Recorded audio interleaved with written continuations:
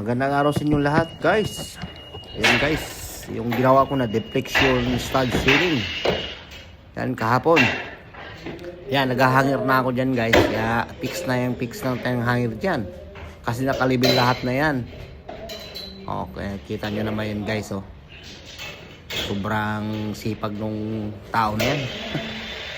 Kasi hindi basta-basta yan, guys, yung ginawa ko na deflection stud ceiling. Kasi tatlong jeep ang ikakabit yan.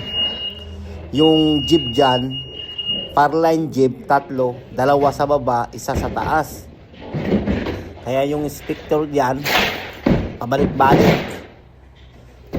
Kasi tinitingnan niya kung sigurado ba yung pagkabit natin yung yung studs na yan, yung spacing.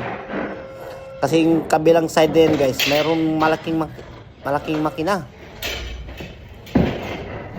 Kaya yan, tinitingnan nila kung matibay ba. Kanina, bago ko nagkabit ng hanger na yan, umakyat ako dun sa taas, nilagyan ko ng plywood kasi hindi ko maabot pag di ako akit dun sa taas. Nakikita na umakyat ako sa matibay talaga. Sabi niya sa akin, "It's good job, bro." Sabi ko naman sa kanya, "Thank you, sir."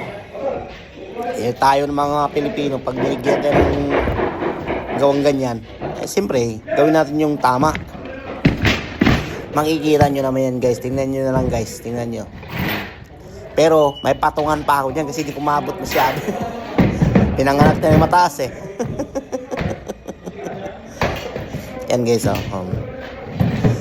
Okay, guys. Maraming salamat sa inyo. Tingnan nyo na lang yun, guys, ha. Maraming salamat, guys.